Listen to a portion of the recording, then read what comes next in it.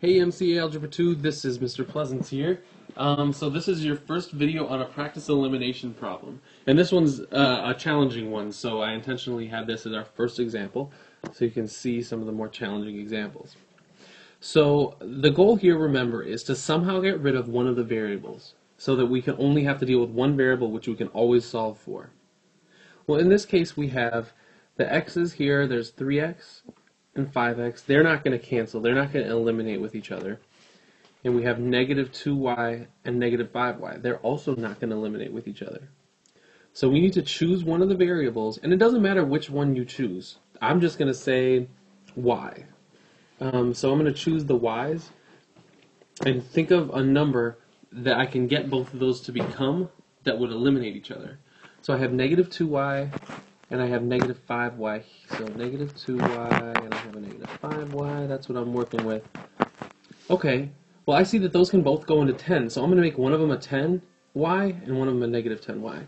So, if I multiply this whole first equation by 5, then I'll definitely have negative 10y here.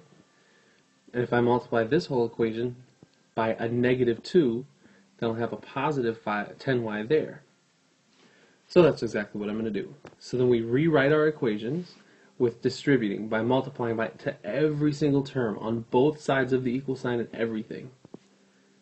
So I end up with, at the top, I have 15x minus 10y equals 10. And I have negative 10x plus 10y equals negative 20. Alright, now if I add these two equations together, what's going to happen to this negative 10y and positive 10y? They'll cancel out to 0. So then I just have to add these.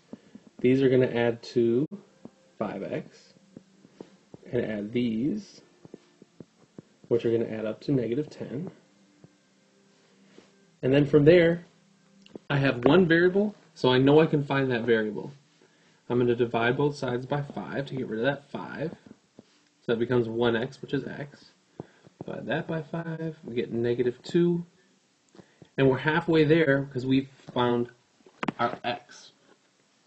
Now from there, don't forget you also have to find y.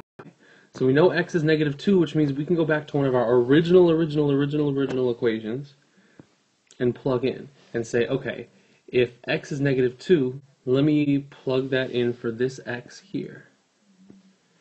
So I have 3 times negative 2 minus 2y equals 2. Alright, well, 3 times negative 2, that's negative 6. So we have negative 6 minus 2y equals 2. And then we can say we can add 6 to both sides.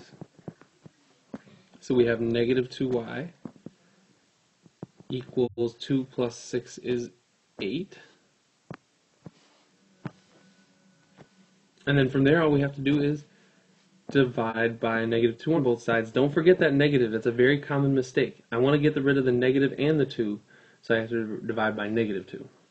So then I have 1y, which is just y, is negative 4.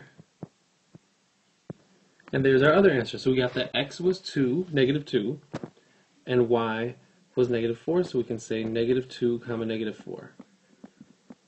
Now, what do we do to make sure that we check and do our quality control and say, okay, are we sure that that really works? What you have to do is plug that into the other equation. We already just plugged in x into here. So let's plug in both x and y into the other equation. So using this 5x minus 5y equals 10. So let's see. If we do 5 times negative 2, let me erase this stuff.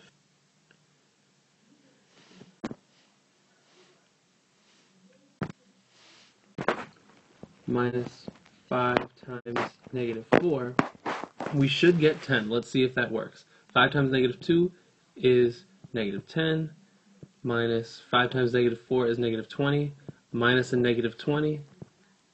Negative 10 minus negative 20 is the same as negative 10 plus 20, which is 10. Perfect. That means we check it out on that, and we must have gotten the right answer.